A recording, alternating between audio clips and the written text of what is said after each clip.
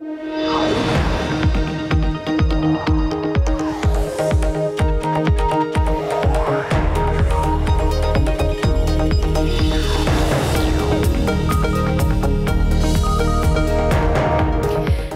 Chang, and this is the best of Bloomberg Technology, where we bring you all our top interviews from this week in tech.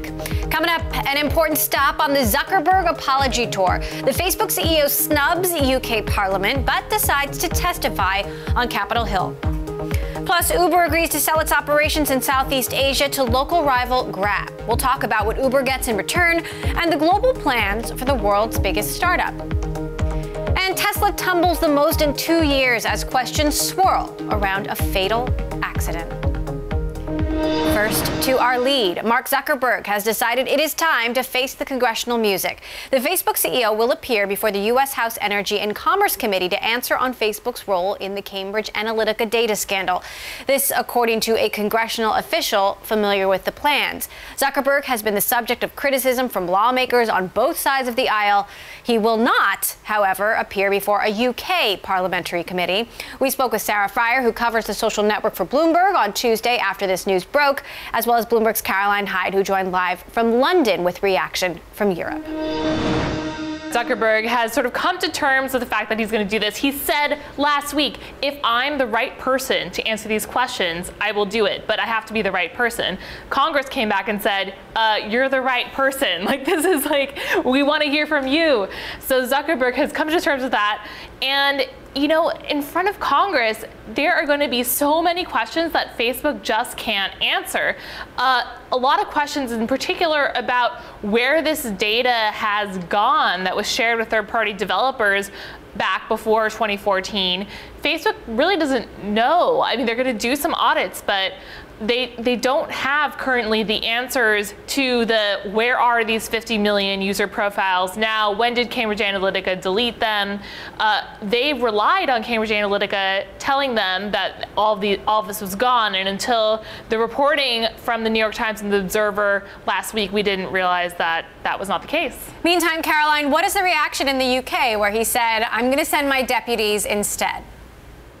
Anger. Came back fighting. The head of the committee, which is Digital Culture, Media and Sport here in the UK, which is investigating how fake news might have played a role, particularly in the Brexit vote here in the UK. Well, Damien Collins, who heads up that particular committee, has come back very strongly to the news that, in fact, it will just be the CTO or the CPO, the Chief Product Officer, that will come instead. He said, in fact, it's absolutely astonishing that Mark Zuckerberg is not prepared, he said, to submit himself to questioning. Urge him to think again if he has any care for people that use his company's services. Trying to be emotional here, but to be fair to Facebook, in the letter that Damien Collins wrote back on March the 20th, he said a senior Facebook executive who they hoped would be Mark Zuckerberg. But Mark Zuckerberg obviously feels that no, in this case, he's not the right person. The CTO, the CPO, the letter that Facebook sent back to Damien Collins today said, look, they're among the longest serving executives. They've got extensive background and understanding, and they're well placed to answer the committees. But interestingly, there's also this statement from Facebook. They say, look, actually, the UK and the EU shouldn't really matter to you. We can now confirm that around 1% of the global downloads of the app that came from users in the EU and the UK. Now, remember, this app, of course, is the one that was designed by Alexander Kogan, they say, of course, that was passed on to Cambridge Analytica and therefore gave them 50 million users of Facebook. Of those 50 million users, Facebook says hardly any of them are from the EU or the UK, so maybe that's why Mark Zuckerberg feels he doesn't need to come in front of the Parliament here.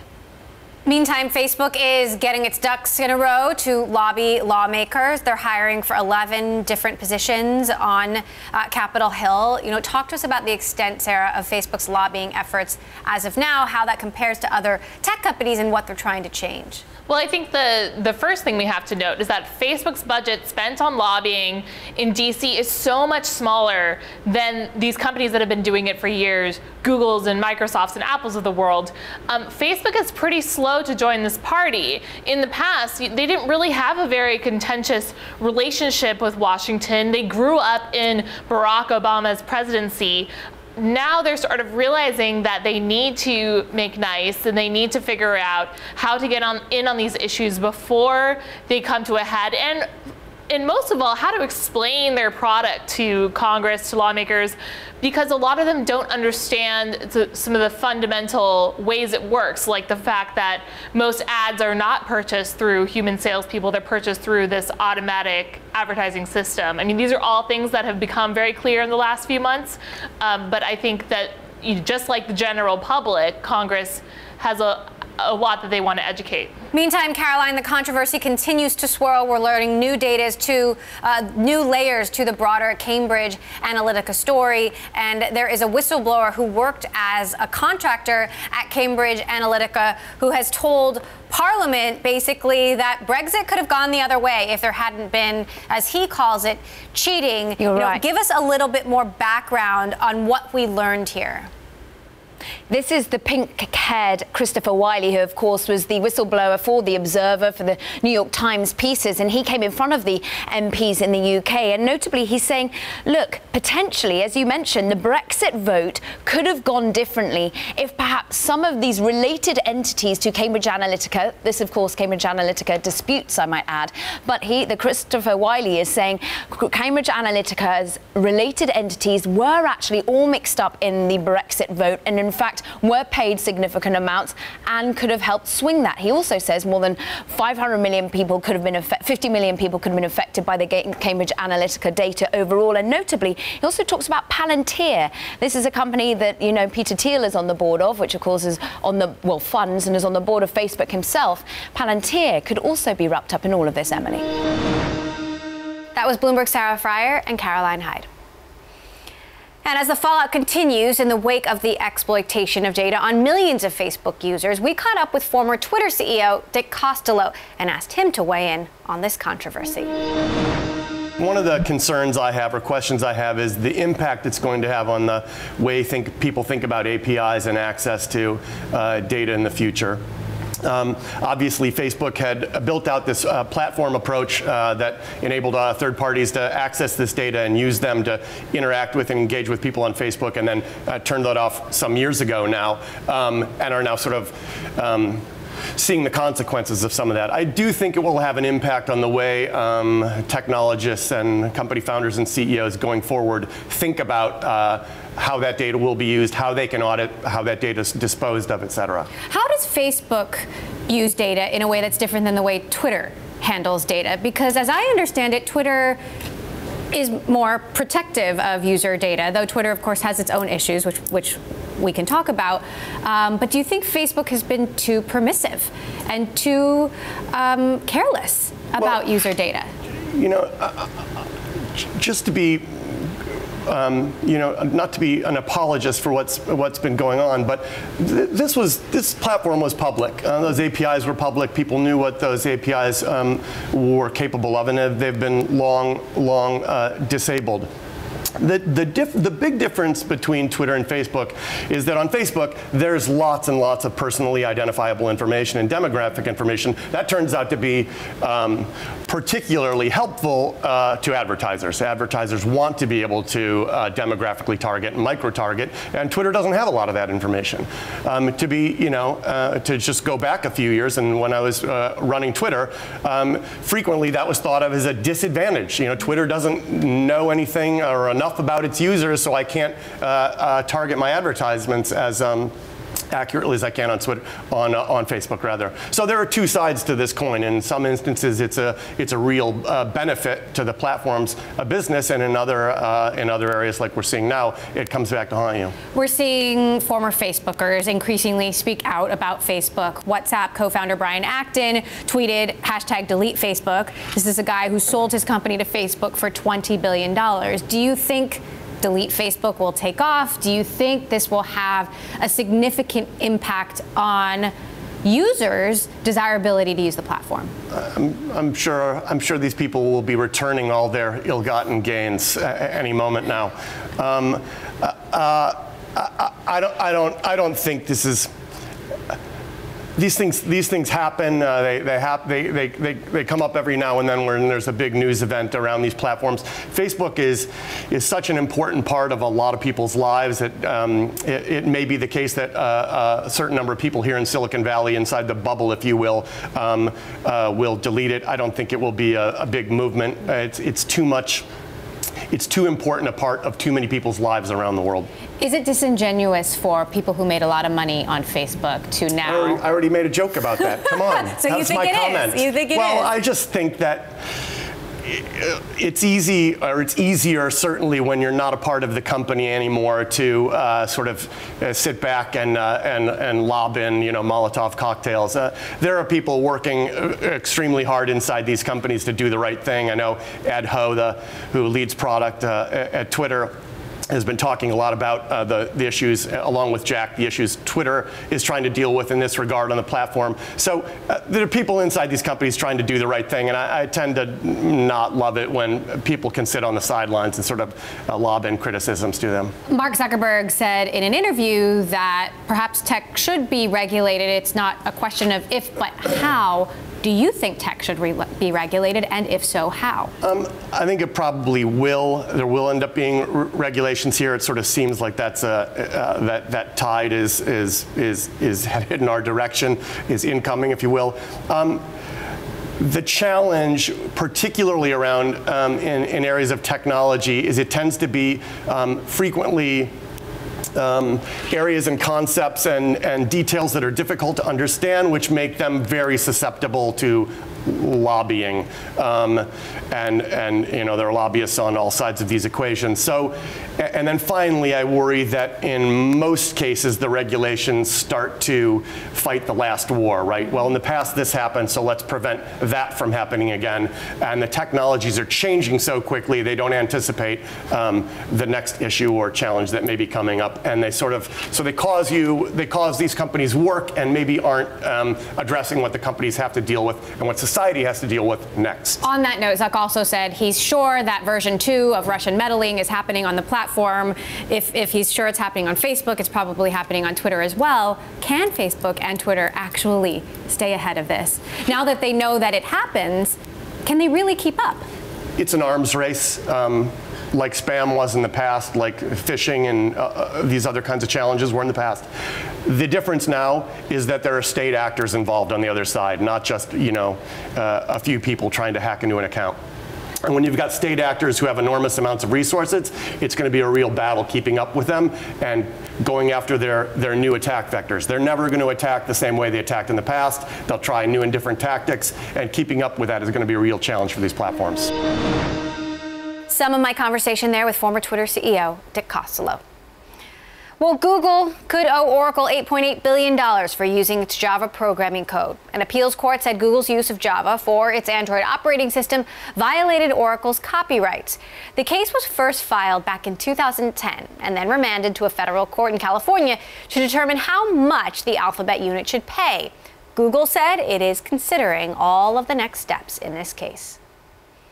Coming up, Apple announces a new lower-cost iPad as it aims to go head-to-head with Google's Chromebook in the education market. Details next. And if you like Bloomberg News, check us out on the radio. Listen on the Bloomberg Radio app, Bloomberg.com, and in the U.S. on SiriusXM. This is Bloomberg.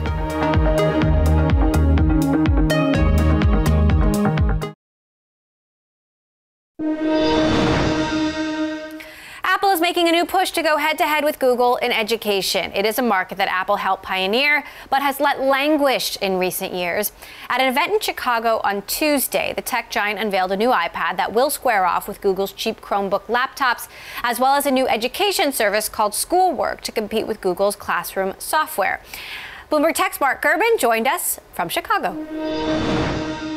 When Apple was founded 40 years ago, decades ago, and for decades after that, it was really synonymous with both creative users, internet users, but also education users. I remember growing up in school, we had eMacs back in the day, Education Macs, but that sort of has languished over the past few years. Latest market share data from late last year indicated that iPhones plus iPads plus Macs had 17% of K through 12 shipments, whereas Google had a combined 60%, combining Chrome OS and Android, and Microsoft had 22% of the market. So clearly there was a problem there, and Apple needed to address it. So what they decided to do was go back to an iPad that they released last year. It was this $329 lower cost 9.7-inch iPad without many of the bells and whistles of the Pro models, but it was good enough for education users. Now what they're doing this year is they're updating it with a slightly faster processor, the chip from the iPhone 7 released a couple of years ago, support for the Apple Pencil, and a few other small bells and whistles with the camera and LTE speeds and such, and slapping an education label on it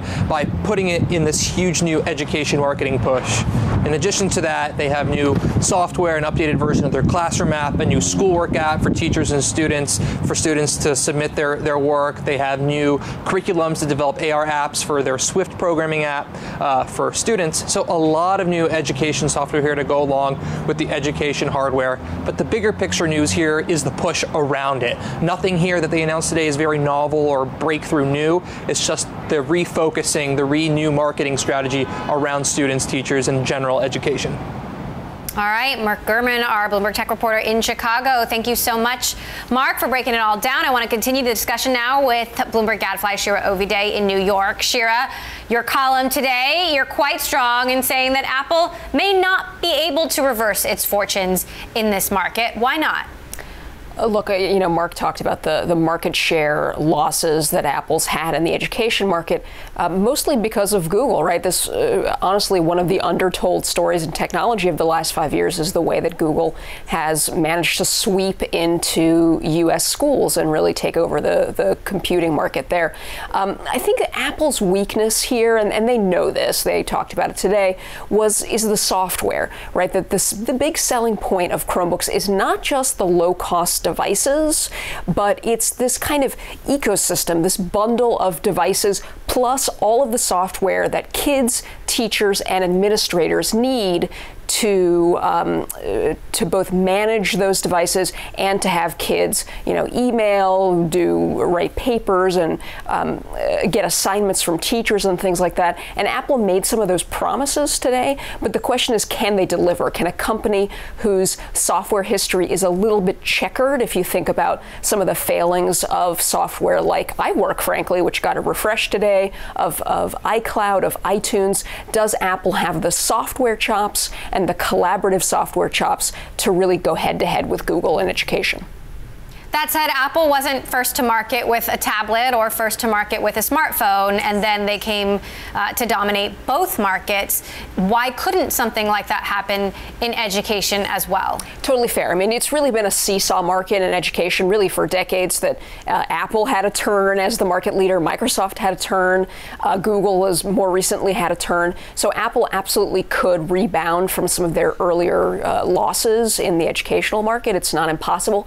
But again, there are some weaknesses there that Google exploited on the software side and in kind of talking to teachers, using teachers as evangelists in the educational market. And if Apple is focused on the education market, I think they absolutely can rebound. I'm just not sure they have the technical chops or the focus on education that they need to really make a go of it. That was Bloomberg Gadfly's Shira Ovide. Still ahead, Tesla falls the most in 2 years as investors question the company's ability to keep up with production demands and its driverless ambitions. That story is next. And a reminder, all episodes of Bloomberg Technology are live streaming on Twitter. Check us out at Technology weekdays, 5 p.m. in New York, 2 p.m. in San Francisco. This is Bloomberg.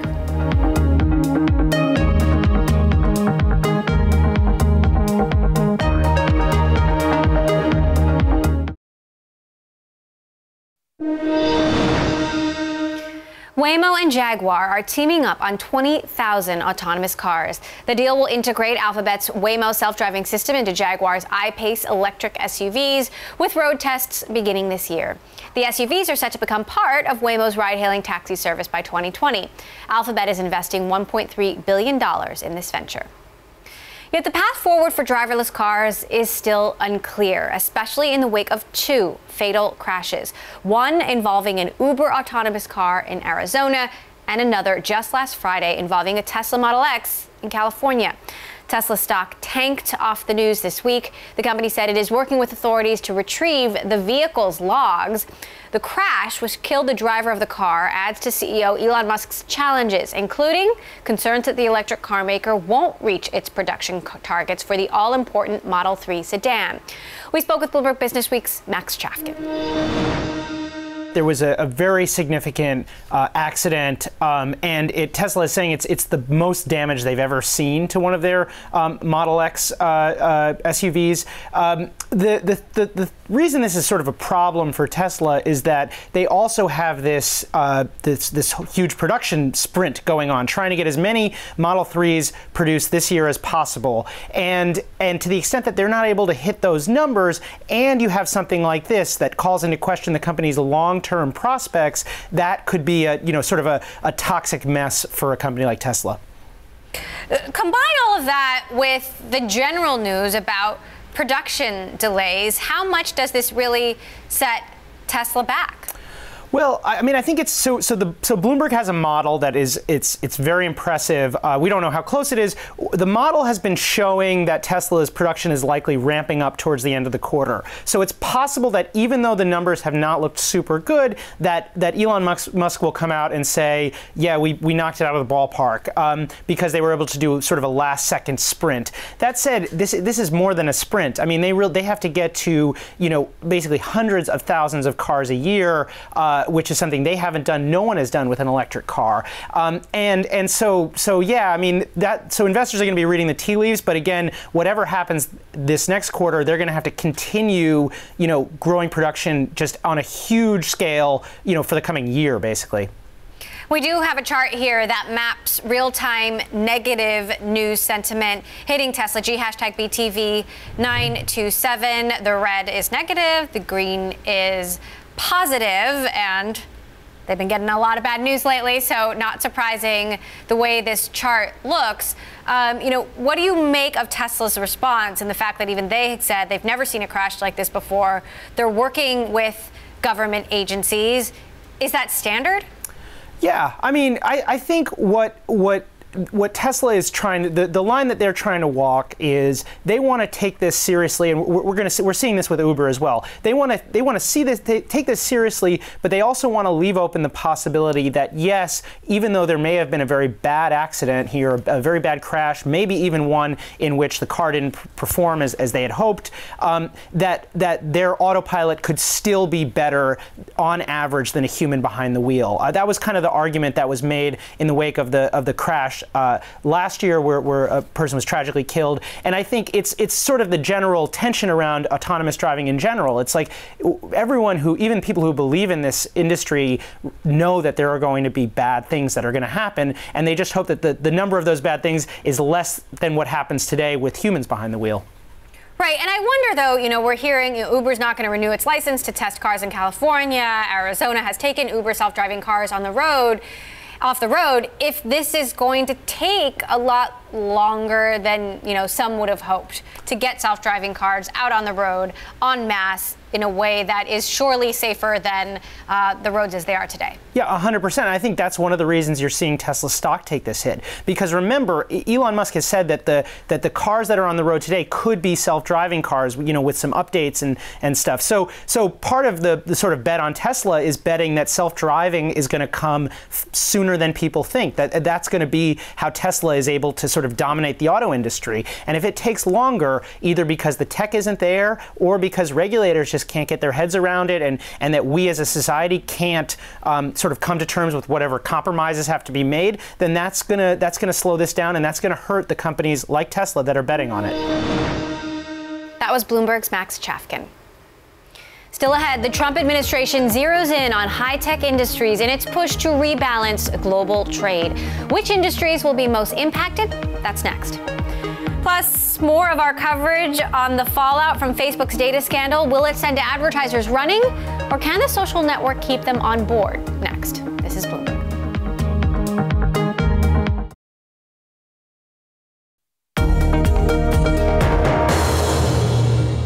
Welcome back to the best of Bloomberg Technology. I'm Emily Chang. President Trump is pushing to rebalance global trade in America's favor, and the global tech industry is preparing for a huge impact. White House advisor Peter Navarro said Wednesday that the Trump administration's tariffs on China will focus on high-tech industries where Beijing wants to lead. Certainly the focus of the tariffs are on what's called the China 2025 industries. China, in my view, brazenly has released this China 2025 plan and basically told the rest of the world, we're going to dominate every single emerging industry of the future, and therefore your economies aren't going to have any future. We spoke with Adam Siegel of the Council on Foreign Relations on Wednesday as the story was still unfolding. When they name the specific sectors that they're going to try to penalize, then we're going to see a lot of people trying to lobby to be left out of the tariffs.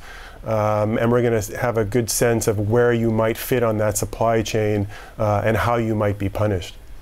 So, you know, again, who do you think the winners and the losers could be, essentially?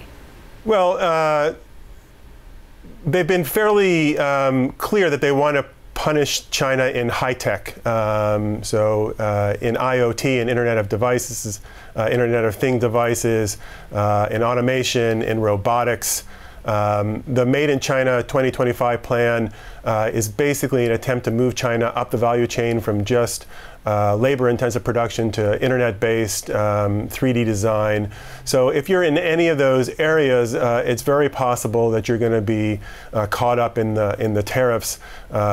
Artificial intelligence, robotics, automation, those are all areas that I think would be likely targeted. I wanted to ask you about artificial intelligence specifically because there has been so much talk about how the Chinese could win in the race for the most sophisticated artificial intelligence. You know, talk to us a little bit about just how advanced China's efforts are there compared to the United States. Well, the Chinese really have three advantages. The first is just the size of the data, right, and the market. 750 Chinese web users, and that data is available to the big players, Tencent, Baidu, Alibaba, JD.com. The other is an ability to use that data, right? So Chinese privacy concerns not as high in the US than they are in Europe. And then third, a government strategy. So a very big push from the top for China to be a competitor in this space. The Chinese firms are still not as competitive as US firms. Most of the important research is still being done in the US. China lacks on the talent side, but they are clearly a fast competitor to the United States in this space. All right, now we do have a bit of breaking news. Veteran Affairs Secretary David Shulkin is being replaced by President Trump. The president will nominate his personal physician, Ronnie Jackson, to succeed him.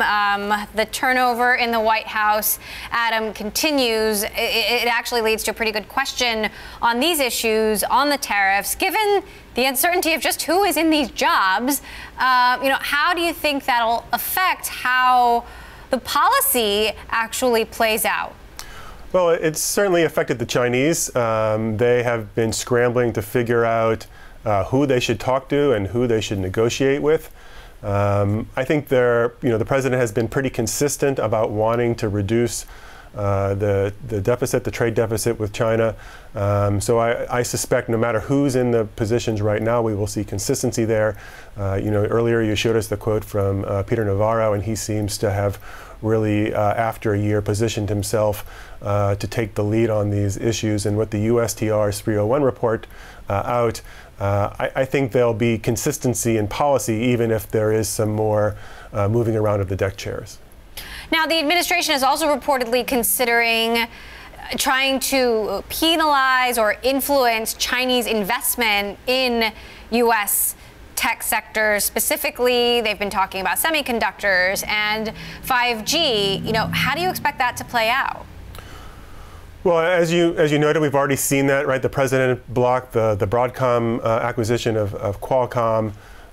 We've seen leaks of documents that supposedly the government was thinking about nationalizing the 5G networks. But I think the most likely move forward is a reform of the CFIUS process, the Committee on Foreign Investment in the United States.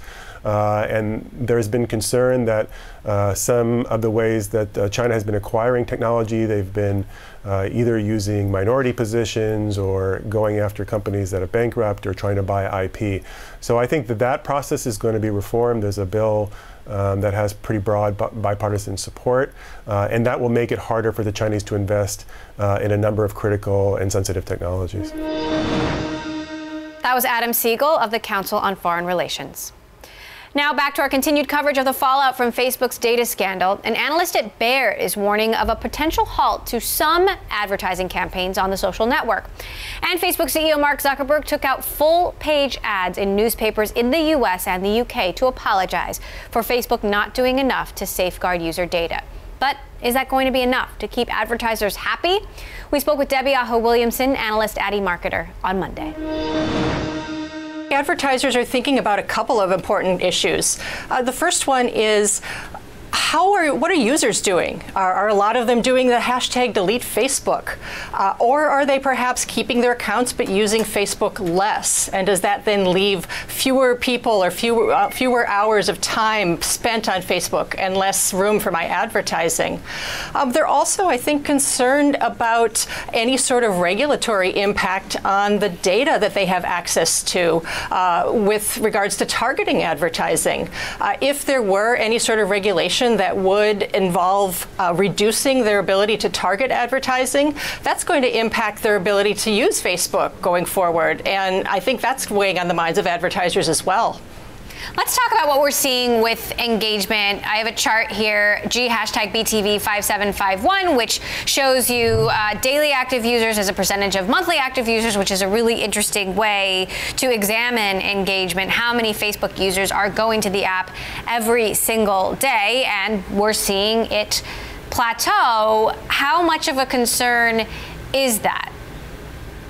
Well, I think that obviously Facebook does want to continue to see growth in daily active users. But not only that, they want to see growth in engagement, not just people randomly or absent-mindedly scrolling through their feed, but actually interacting and talking to people, engaging with their friends and family. That's why you saw Facebook a couple of months ago redo its algorithm to favor that content from friends and family, because they really need people to spend more active time on Facebook, not just logging in perhaps once a day to just randomly look at what's there. So, talking about advertising in particular, there's a lot of questions as to how Facebook will potentially evolve the way that it uses data in order to target users, in order to target advertising. I have another chart here, #BTV3831, which shows that as the prices of ads have grown, the growth in ads has actually slowed. I'm curious what you think advertisers are going to do here. Are advertisers going to wait this out? Are they going to keep pouring money into Facebook because it is still one of the best ways to reach a very specific user, or are they going to leave? And those are conversations that we're having right now with eMarketer's subscriber base. But I can tell you, at least preliminarily, what we're seeing is that Facebook is still one of the largest platforms around in order to reach a mass audience of people. And you have to remember, at the end of the day, a lot of major brand advertisers still want to reach a lot of people. So that's one side of it. I think the targeting is another issue.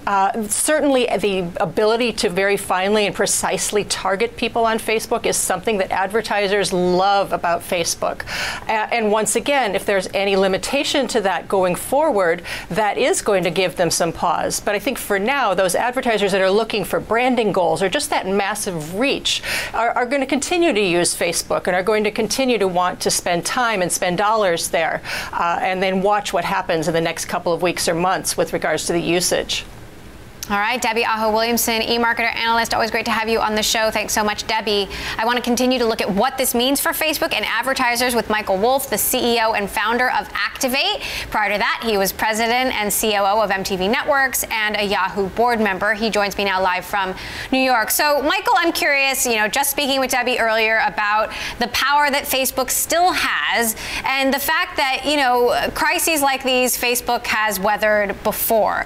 How big a deal is what Facebook is going through right now?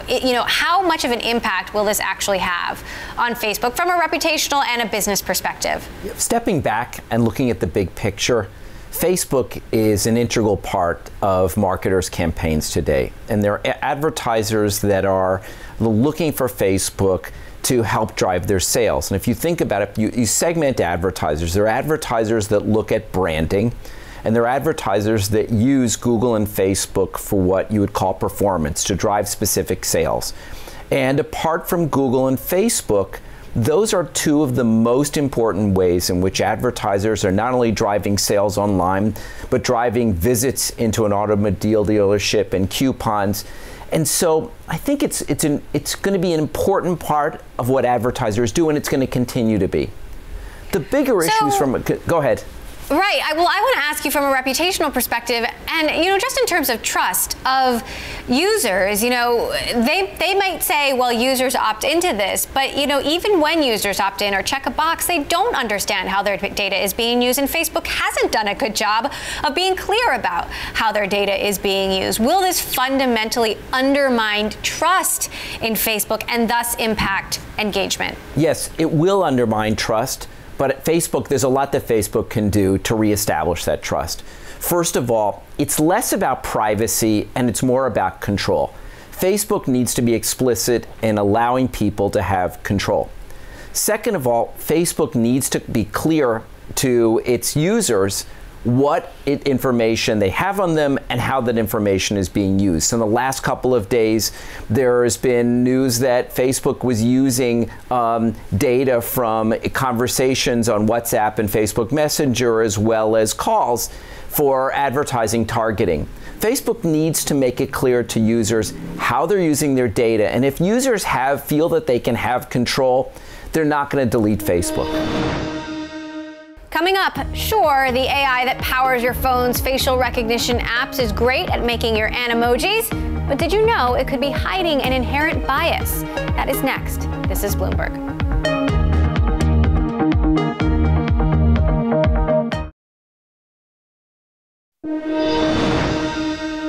Twitter is banning ads for initial coin offerings and token sales on its site. In a statement, Twitter said, "We know that this type of content is often associated with deception and fraud." The decision comes after Facebook dropped cryptocurrency ads in January, and Google said it would ban such ads starting in June. Well, artificial intelligence, it's supposed to make our lives easier, from robots taking over mundane tasks to the technology that unlocks your smartphone by scanning your face. But is that tech really colorblind, really gender blind? A study by researchers at MIT shows that the gender of darker-skinned women was incorrectly identified 35% of the time. So, just how do we unbias AI? We spoke with Timnit Gebru, a postdoctoral researcher at Microsoft who is studying bias in AI systems. I don't know if we can unbias it completely, but we can try to mitigate the bias and we can try to mitigate the effects of the bias. So I think that the first thing we need to do, and what I'm working on right now, is give people guidelines as to how and where a particular data set can be used, a particular API can be used. So, for example, some of your most recent research, along with Joy Buolamwini, showed facial recognition software is far less accurate for women, and specifically women of color, than for white men. That it's essentially sexist and racist. Can you explain? So in this work, what we did was we looked at commercial gender classification systems. So what they do is they look at a picture of a face and they tell you whether the picture in it is that of a man or a woman, male or female, binary classification. They don't handle any other types of identities. And so even in this case, when we looked at the accuracies and we break them down by the intersection of race and gender, so not just, sorry, I don't even want to say race, because race is not a very well-defined thing. So we looked at skin type. So we look at the Fitzpatrick skin tone, which is a dermatologist-approved way of looking at the skin type. So as the skin type gets darker and darker, for women, darker-skinned women, this gender classification system has worse and worse error rates, and it approaches random chance. So an answer to your earlier question, one of the ways in which we can mitigate this bias could be to try and gather more diverse training sets and also test our algorithms by different subpopulations. Instead of just having one single number that says my algorithm has a particular accuracy, it might sound nice, 90%, but then when you break it down by subpopulations, you might then see that it works much better for some populations than others. So is this something that Apple's Face ID, for example, has a problem with? I have not done a systematic study of Apple's Face ID, but I know that there was this highly publicized article, for example, of this Chinese woman who said that this Face ID did not work well on her, right? So I'm pretty sure this is a problem that happens across the board in most industries, across not even just face recognition, but other types of algorithms as well. So Face ID, facial recognition, is just one example, but what are the consequences of this on the broader scale? If we don't start retraining these algorithms or rewriting these algorithms and get new data to fix it? One thing I think that people don't understand is that AI components are being used everywhere by everyone. I mean, this is everywhere, everyone is an exaggeration, but they're being used in many different places in many high-stakes scenarios. So for example, if you look at face recognition algorithms, they're being used to identify what people think are cool, people think are criminals. They're being used for surveillance, and whether or not face recognition should be used for surveillance is one debate that people should have anyway, but even if it were to be used for surveillance, we have to make people understand that these face recognition algorithms are not accurate enough to be used for surveillance. You say that women are at a bigger risk of losing jobs because of this. How so? I'm not sure if women are unilaterally at a bigger risk of losing jobs because of AI. But I do think that anybody who is marginalized in this moment in our society is at a higher risk of losing jobs because of AI. And this is because many of the lower paying jobs that are more easily automatable are being done by people who are from lower income. They're being done by people who've been historically marginalized. So I think anybody who our society has marginalized is more likely to lose jobs because How of AI. much of this would be solved by getting more women and people of color into AI and into machine learning, and how much of this we can't solve because it's already been done? I think that a lot of issues of bias could be mitigated by not only having more people who are from historically marginalized communities in AI, but also just interacting with these people. So it's not a coincidence that the two authors of the paper that you were just describing on gender classification systems and showing how biased they are Black women, right? So if you're not interfacing with people who are negatively affected by bias in AI, you're less likely to think that this problem is a big problem. Do you think companies like Microsoft, like Facebook, like Google are doing enough to build diverse teams and try to make sure that the bias doesn't get rewritten over and over again? No. I don't think companies are doing enough to build diverse teams. I absolutely don't. And I would say this unilaterally across tech companies. There is a lot more talking about diversity than there is action. Sure, there is some action going on, but it's not a priority. That was Timnit Gebru of Microsoft.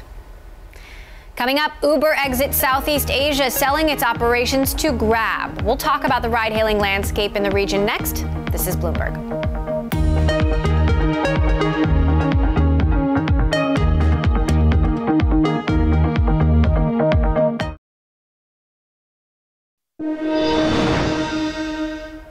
San Samsung Vice Chair J.Y. Lee is visiting Europe in his first business trip since getting out of jail. The trip signals an eagerness to get back to managing the global tech giant. Samsung's de facto chief met with global business partners, the company said by email, declining to say when he left and what he plans to do in Europe. The local Korea Economic Daily reported he departed on March 22nd, a day before an annual shareholders meeting in Seoul, and may be seeking acquisitions.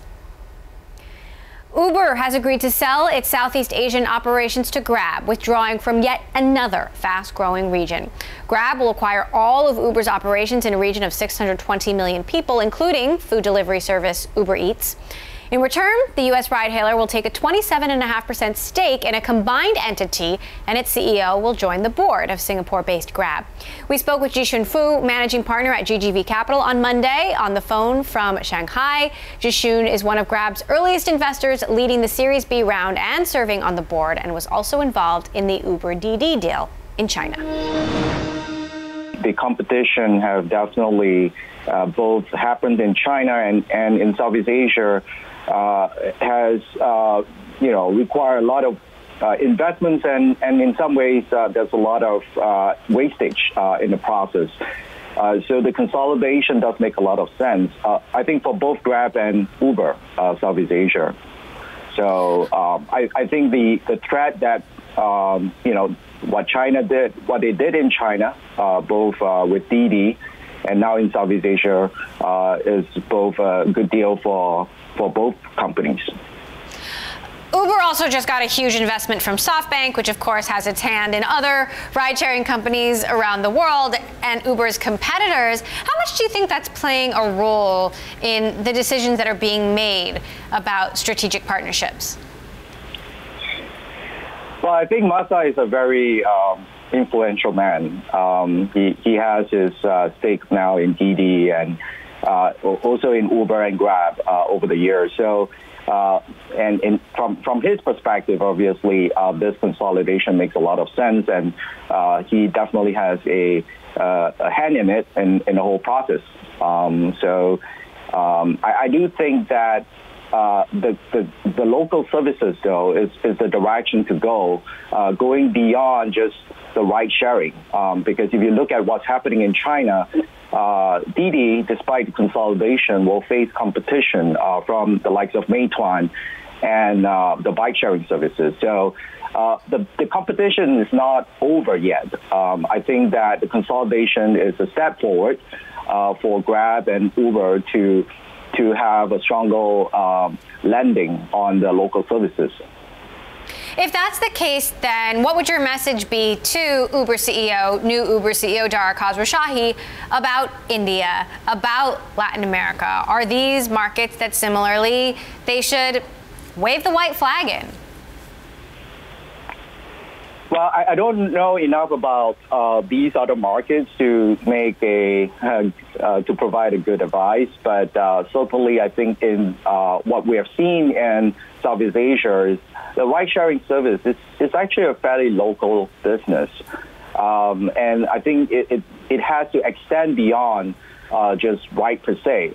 You have to offer a more comprehensive service on your platform, and that requires, including food delivery service, and with higher density cities like, Beijing, Shanghai, and other cities in Southeast Asia like Bangkok and all, the bike sharing, and including Jakarta, bike sharing can be a strong contender to the service as well. So you have to have this comprehensive service on the ground.